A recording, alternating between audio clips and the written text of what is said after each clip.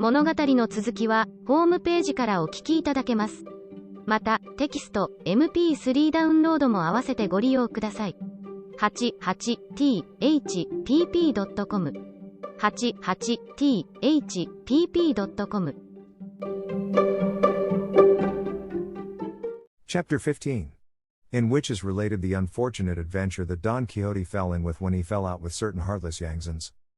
The sage Siddhamete Benengeli relates that as soon as Don Quixote took leave of his hosts and all who had been present at the burial of Chrysostom, he and his squire passed into the same wood which they had seen the shepherdess Marcella enter, and after having wandered for more than 2 hours in all directions in search of her without finding her, they came to a halt in a glade covered with tender grass, beside which ran a pleasant cool stream that invited and compelled them to pass there the hours of the noontide heat, which by this time was beginning to come on oppressively. Don Quixote and Sancho dismounted, and turning Rocinante and the ass loose to feed on the grass that was there in abundance, they ransacked the alforges, and without any ceremony very peacefully and sociably master and man made their repast on what they found in them. Sancho had not thought it worth while to hobble Rocinante, feeling sure, from what he knew of his staidness and freedom from incontinence, that all the mares in the Cordova pastures would not lead him into an impropriety. Chance, however, and the devil, who is not always asleep, so ordained it that feeding in this valley there was a drove of Galician ponies belonging to certain Yangasan carriers, whose way it is to take their midday rest with their teams in places and spots where grass and water abound, and at where Don Quixote chanced to be suited the Yangzan's purpose very well.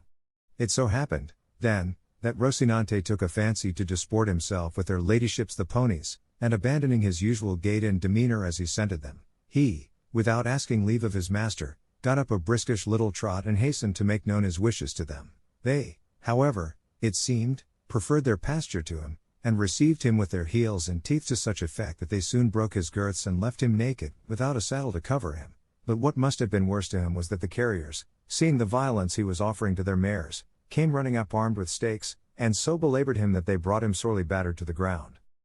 By this time Don Quixote and Sancho, who had witnessed the drubbing of Rocinante, came up panting, and said Don Quixote to Sancho, "So far as I can see, friend Sancho, these are not knights but base folk of low birth. I mention it because thou canst lawfully aid me in taking due vengeance for the insult offered to Rocinante before our eyes." "What the devil vengeance can we take," answered Sancho, "if they are more than 20, and we know more than 2, or, indeed, perhaps not more than 1.5? I count for 100, replied Don Quixote, and without more words he drew his sword and attacked the Yangzans, and excited and impelled by the example of his master, Sancho did the same, and to begin with, Don Quixote delivered a slash at one of them that laid open the leather jerkin he wore, together with a great portion of his shoulder.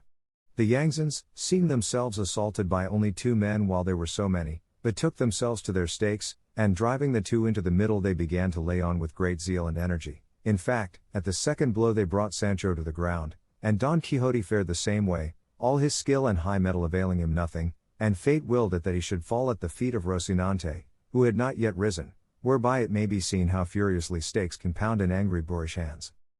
Then, seeing the mischief they had done, the Yangzans with all the haste they could loaded their team and pursued their journey, leaving the 2 adventurers a sorry sight and in sorrier mood. Sancho was the first to come to, and finding himself close to his master he called to him in a weak and doleful voice, "Señor Don Quixote, ah, Señor Don Quixote." "What wouldst thou, brother Sancho?" answered Don Quixote in the same feeble suffering tone as Sancho. "I would like, if it were possible," answered Sancho Panza, "your worship to give me a couple of sups of that potion of the fiery blast, if it be that you have any to hand there, perhaps it will serve for broken bones as well as for wounds." "If I only had it here, wretch that I am, what more should we want?" said Don Quixote, "but I swear to thee, Sancho Panza, on the faith of a knight-errant, ere 2 days are over, unless fortune orders otherwise, I mean to have it in my possession, or my hand will have lost its cunning." "But in how many does your worship think we shall have the use of our feet?" answered Sancho Panza. "For myself I must say I cannot guess how many," said the battered knight Don Quixote, "but I take all the blame upon myself, for I had no business to put hand to sword against men who were not dubbed knights like myself, and so I believe that in punishment for having transgressed the laws of chivalry the god of battles has permitted this chastisement to be administered to me, for which reason, brother Sancho, it is well thou shouldst receive a hint on the matter which I am now about to mention to thee, for it is of much importance to the welfare of both of us. It is it when thou shalt see rabble of this sort offering us insult thou art not to wait till I draw sword against them, for I shall not do so at all, But do thou draw sword and chastise them to thy heart's content, and if any knights come to their aid and defense I will take care to defend thee and assail them with all my might. And thou hast already seen by 1,000 signs and proofs what the might of this strong arm of mine is equal to, so uplifted had the poor gentleman become through the victory over the stout Biscayne. But Sancho did not so fully approve of his master's admonition as to let it pass without saying in reply, Señor, I am a man of peace, meek and quiet, and I can put up with any affront because I have a wife and children to support and bring up, so let it be likewise a hint to your worship, as it cannot be a mandate, that on no account will I draw sword either against clown or against knight, and that here before God I forgive the insults that have been offered me, whether they have been or shall be offered me by high or low, rich or poor, noble or commoner, not accepting any rank or condition whatsoever.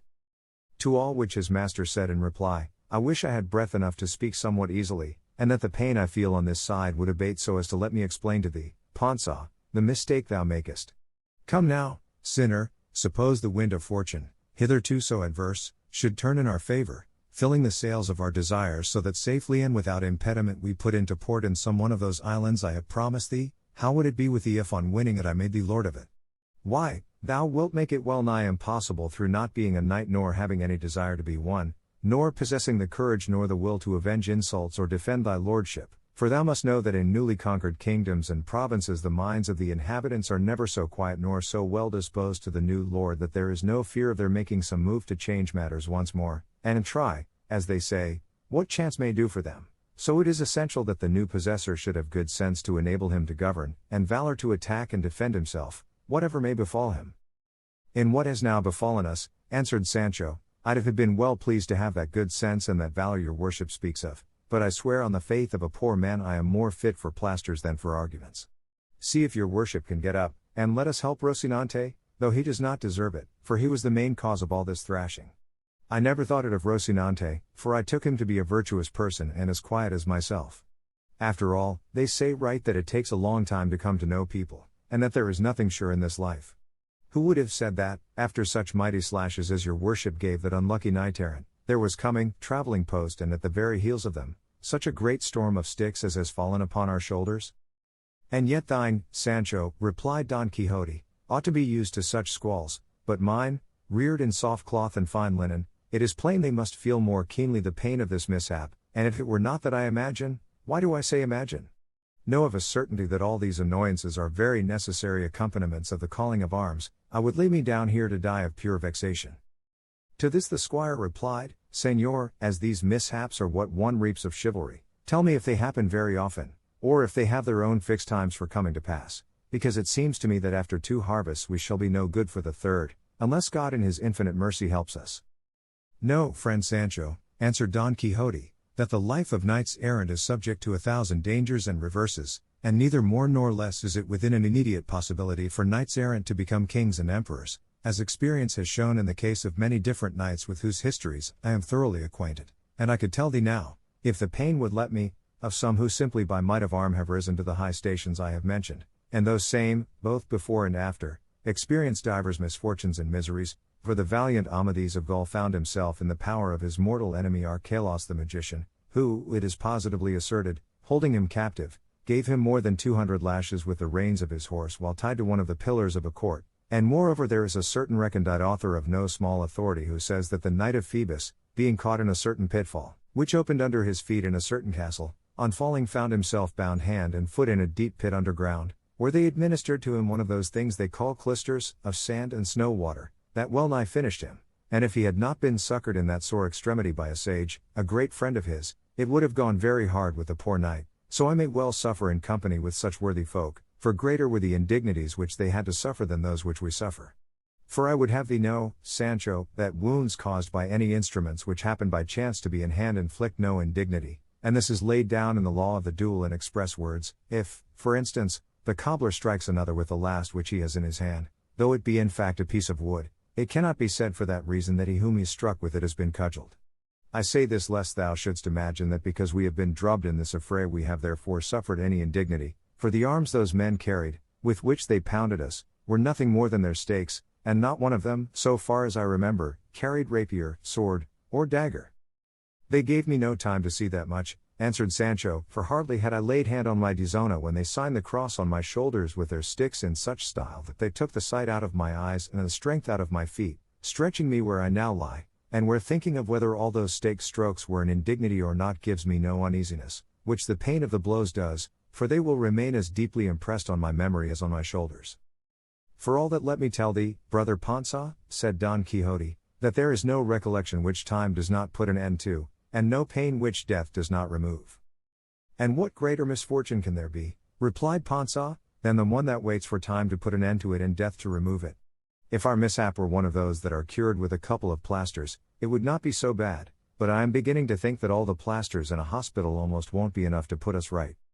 No more of that, pluck strength out of weakness, Sancho, as I mean to do, returned Don Quixote, and let us see how Rocinante is, for it seems to me that not the least share of this mishap has fallen to the lot of the poor beast. There is nothing wonderful in that, replied Sancho, since he is a knight-errant too. What I wonder at is that my beast should have come off scot-free where we come out scotched. Fortune always leaves a door open in adversity in order to bring relief to it, said Don Quixote. I say so because this little beast may now supply the one of Rocinante, carrying me hence to some castle where I may be cured of my wounds. And moreover I shall not hold it any dishonor to be so mounted, for I remember having read how the good old Silenus, the tutor and instructor of the gay god of laughter, when he entered the city of the 100 gates, went very contentedly mounted on a handsome ass. It may be true that he went mounted as your worship says, answered Sancho, but there is a great difference between going mounted and going slung like a sack of manure. To which Don Quixote replied, wounds received in battle confer honor instead of taking it away, and so, friend Panza, say no more, but, as I told thee before, get up as well as thou canst and put me on top of thy beast in whatever fashion pleases thee best, and let us go hence ere night come on and surprise us in these wilds. And yet I have heard your worship say, observed Panza, that it is very meet for knights errant to sleep in wastes and deserts, and that they esteem it very good fortune. That is, said Don Quixote, when they cannot help it, or when they are in love, and so true is this that there have been knights who have remained 2 years on rocks, in sunshine and shade and all the inclemencies of heaven, without their ladies knowing anything of it, and one of these was Amadis, when, under the name of Beltenebros, he took up his abode on the Pena Pobre for, I know not if it was 8 years or 8 months, for I am not very sure of the reckoning. At any rate he stayed there doing penance, for I know not what pique the Princess Oriana had against him, but no more of this now, Sancho, and make haste before a mishap like Rocinante's befalls the ass. The very devil would be in it in that case, said Sancho, and letting off 30 oaths, and 60 sighs, and 120 maledictions and execrations on whomsoever it was that had brought him there, he raised himself, stopping halfway bent like a Turkish bow without power to bring himself upright, but with all his pains he saddled his ass, who too had gone astray somewhat, yielding to the excessive license of the day. He next raised up Rocinante, and as for him, had he possessed a tongue to complain with, most assuredly neither Sancho nor his master would have been behind him. To be brief, Sancho fixed Don Quixote on the ass and secured Rocinante with a leading rein, and taking the ass by the halter, he proceeded more or less in the direction in which it seemed to him the high road might be, and, as chance was conducting their affairs for them from good to better, he had not gone a short league when the road came in sight, and on it he perceived an inn, which to his annoyance and to the delight of Don Quixote must needs be a castle. Sancho insisted that it was an inn, and his master that it was not one, but a castle, and the dispute lasted so long that before the point was settled they had time to reach it, and into it Sancho entered with all his team without any further controversy. Chapter 16. Of what happened to the ingenious gentleman in the inn which he took to be a castle. The innkeeper, seeing Don Quixote slung across the ass, asked Sancho what was amiss with him. Sancho answered that it was nothing, only that he had fallen down from a rock and had his ribs a little bruised. The innkeeper had a wife whose disposition was not such as those of her calling commonly have, for she was by nature kind-hearted and felt for the sufferings of her neighbors, so she at once set about tending Don Quixote, and made her young daughter, a very comely girl, help her in taking care of her guest. There was besides in the inn, as servant, an Asturian lass with a broad face, flat poll, and snub nose, blind of one eye and not very sound in the other. The elegance of her shape, to be sure, made up for all her defects. She did not measure 7 palms from head to foot, and her shoulders, which overweighted her somewhat, made her contemplate the ground more than she liked. This graceful lass, then, helped the young girl, and the two made up a very bad bed for Don Quixote in a garret that showed evident signs of having formerly served for many years as a straw loft, in which there was also quartered a carrier whose bed was placed a little beyond our Don Quixote's, and, though only made of the pack saddles and cloths of his mules, had much the advantage of it, as Don Quixote's consisted simply of 4 rough boards on 2 not very even trestles, a mattress, that for thinness might have passed for a quilt, full of pellets which, were they not seen through the rents to be wool, would to the touch have seemed pebbles in hardness, 2 sheets made of buckler leather, and a coverlet the threads of which anyone that chose might have counted without missing one in the reckoning. On this accursed bed Don Quixote stretched himself, and the hostess and her daughter soon covered him with plasters from top to toe, while Maritornes, for that was the name of the Asturian, held the light for them, and while plastering him, the hostess, observing how full of wheals Don Quixote was in some places, remarked that this had more the look of blows than of a fall. It was not blows, Sancho said, but that the rock had many points and projections, and that each of them had left its mark. Pray, Señora, he added, manage to save some toe, as there will be no one of some one to use it, for my loins too are rather sore. Then you must have fallen too, said the hostess. I did not fall, said Sancho Panza, but from the shock I got at seeing my master fall, my body aches so that I feel as if I had had 1,000 thwacks. That may well be, said the young girl, for it has many a time happened to me to dream that I was falling down from a tower and never coming to the ground, and when I awoke from the dream to find myself as weak and shaken as if I had really fallen. There is the point, Señora, replied Sancho Panza, that I without dreaming at all, but being more awake than I am now, find myself with scarcely less wheels than my master, Don Quixote. How is the gentleman called? Asked Maritornes the Asturian. Don Quixote of La Mancha, answered Sancho Panza, and he is a knight adventurer, and one of the best and stoutest that have been seen in the world this long time past. What is a knight adventurer? Said the lass. Are you so new in the world as not to know? Answered Sancho Panza. Well, then, you must know, sister, that a knight adventurer is a thing that in 2 words is seen drubbed an emperor, that is today the most miserable and needy being in the world, and tomorrow will have 2 or 3 crowns of kingdoms to give his squire. Then how is it, said the hostess, that belonging to so good a master as this, you have not, to judge by appearances, even so much as a county? It is too soon yet, answered Sancho, for we have only been a month going in quest of adventures, and so far we have met with nothing that can be called one, for it will happen that when one thing is looked for another thing is found. However, if my master Don Quixote gets well of this wound, or fall, and I am left none the worse of it, I would not change my hopes for the best title in Spain. To all this conversation Don Quixote was listening very attentively, and sitting up in bed as well as he could, and taking the hostess by the hand he said to her, Believe me, fair lady, you may call yourself fortunate in having in this castle of yours sheltered my person, which is such that if I do not myself praise it, it is because of what is commonly said, that self-praise debaseth, but my squire will inform you who I am. I only tell you that I shall preserve for ever inscribed on my memory the service you have rendered me in order to tender you my gratitude while life shall last me, and would to heaven love held me not so enthralled and subject to its laws and to the eyes of that fair ingrate whom I name between my teeth, but that those of this lovely damsel might be the masters of my liberty.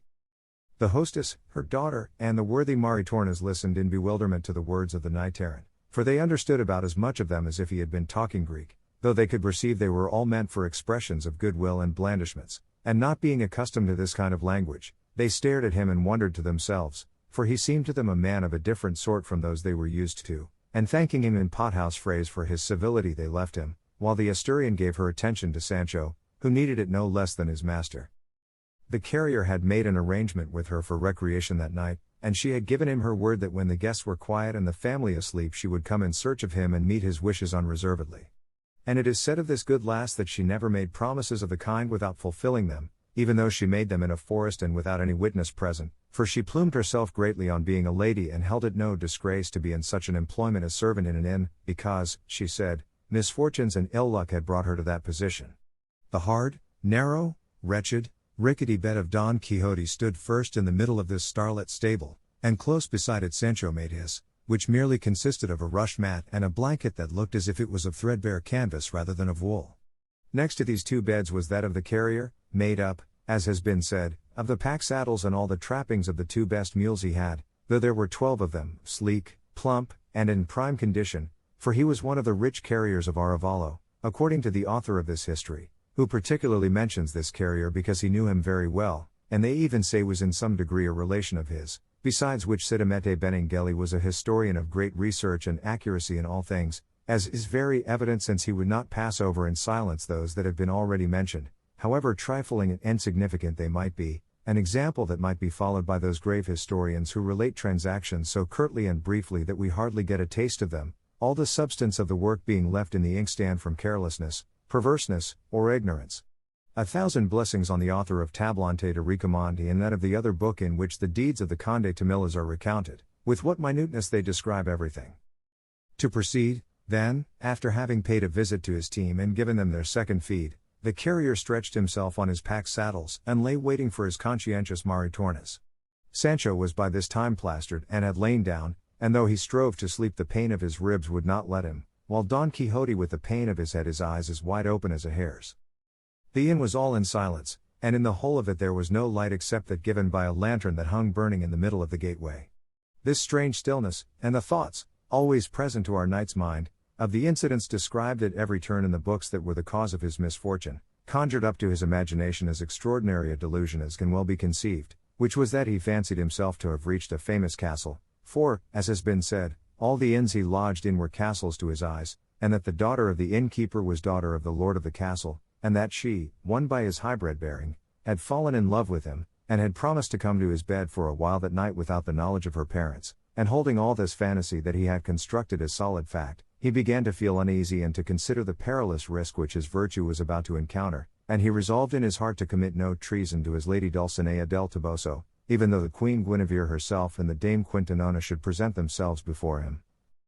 While he was taken up with these vagaries, then, that time in the hour, an unlucky one for him, arrived for the Asturian to come, who in her smock, with bare feet and her hair gathered into a fustian coif, with noiseless and cautious steps entered the chamber where the three were quartered, in quest of the carrier, but scarcely had she gained the door when Don Quixote perceived her, and sitting up in his bed in spite of his plasters and the pain of his ribs, he stretched out his arms to receive his beauteous damsel.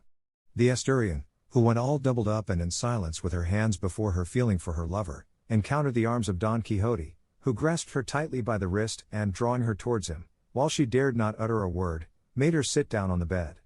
He then felt her smock, and although it was of sackcloth it appeared to him to be of the finest and softest silk. On her wrist she wore some glass beads, but to him they had the sheen of precious orient pearls. Her hair, which in some measure resembled a horse's mane, he rated as threads of the brightest gold of Araby, whose refulgence dimmed the sun himself. Her breath, which no doubt smelt of yesterday's stale salad, seemed to him to diffuse a sweet aromatic fragrance from her mouth, and, in short, he drew her portrait in his imagination with the same features and in the same style as that which he had seen in his books of the other princesses who, smitten by love, came with all the adornments that are here set down, to see the sorely wounded knight, and so great was the poor gentleman's blindness that neither touch, nor smell, nor anything else about the good lass that would have made any but a carrier vomit, were enough to undeceive him. On the contrary, he was persuaded he had the goddess of beauty in his arms, and holding her firmly in his grasp he went on to say in low, tender voice,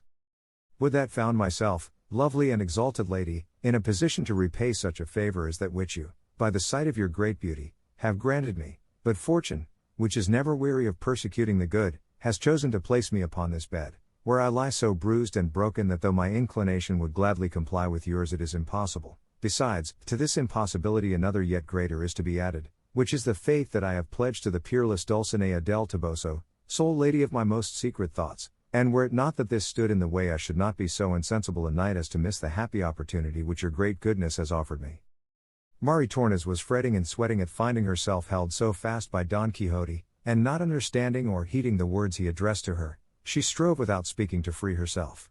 The worthy carrier, whose unholy thoughts kept him awake, was aware of his doxy the moment she entered the door, and was listening attentively to all Don Quixote said, and jealous that the Asturian should have broken her word with him for another, drew nearer to Don Quixote's bed and stood still to see what would come of this talk which he could not understand. But when he perceived the wench struggling to get free and Don Quixote striving to hold her, not relishing the joke, he raised his arm and delivered such a terrible cuff on the lank jaws of the amorous knight that he bathed all his mouth in blood, and not content with this he mounted on his ribs and with his feet tramped all over them at a pace rather smarter than a trot. The bed, which was somewhat crazy and not very firm on its feet, unable to support the additional weight of the carrier, came to the ground, and at the mighty crash of this the innkeeper awoke and at once concluded that it must be some brawl of Maritornes, because after calling loudly to her he got no answer. With this suspicion he got up, and lighting a lamp hastened to the quarter where he had heard the disturbance. The wench, seeing that her master was coming and knowing that his temper was terrible, frightened and panic-stricken made for the bed of Sancho Panza, who still slept, and crouching upon it made a ball of herself. The innkeeper came in exclaiming, "Where art thou, strumpet? Of course this is some of thy work." At this Sancho awoke, and feeling this mass almost on top of him fancied he had the nightmare and began to distribute fisticuffs all round, of which a certain share fell upon Maritornes, who, irritated by the pain and flinging modesty aside, paid back so many in return to Sancho that she woke him up in spite of himself.